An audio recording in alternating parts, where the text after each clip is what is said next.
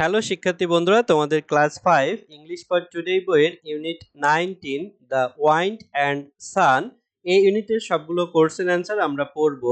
দেখো 2.2 পেজ 103 অর্থাৎ 103 পৃষ্ঠায় এতে আছে what could the wind do to show it state.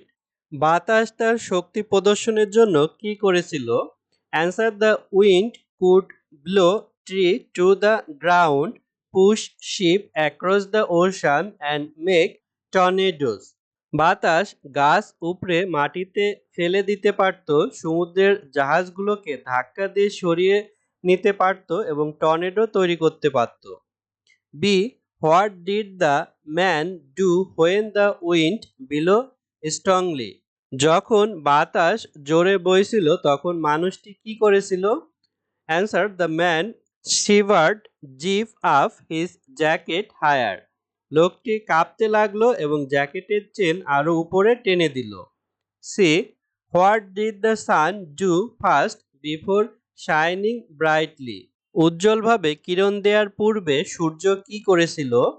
Answer: the sun stop the rain and storm, then pulled the cloud apart. সূর্য প্রথমে বৃষ্টি এবং ঝড় থামালো, তারপর মেঘ সরিয়ে দিল। D. Why did the man finally take off its jacket. কেন মানুষটি সবশেষে তার জ্যাকেট খুলে ফেলেছিল? Answer: because it is become very hot and he start to sweat. কারণ আবহাওয়া খুব গরম হয়ে গিয়েছিল এবং সে ঘামতে শুরু করেছিল। E. If you were the man in the story, যদি তুমি গল্পের মানুষ হতে, হাউ উড ইউ ফিল, তুমি কেমন অনুভব করতে?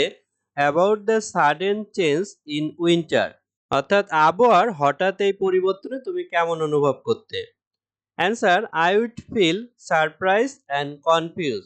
আমি প্রথমে অবাক এবং বিভ্রান্ত হতাম।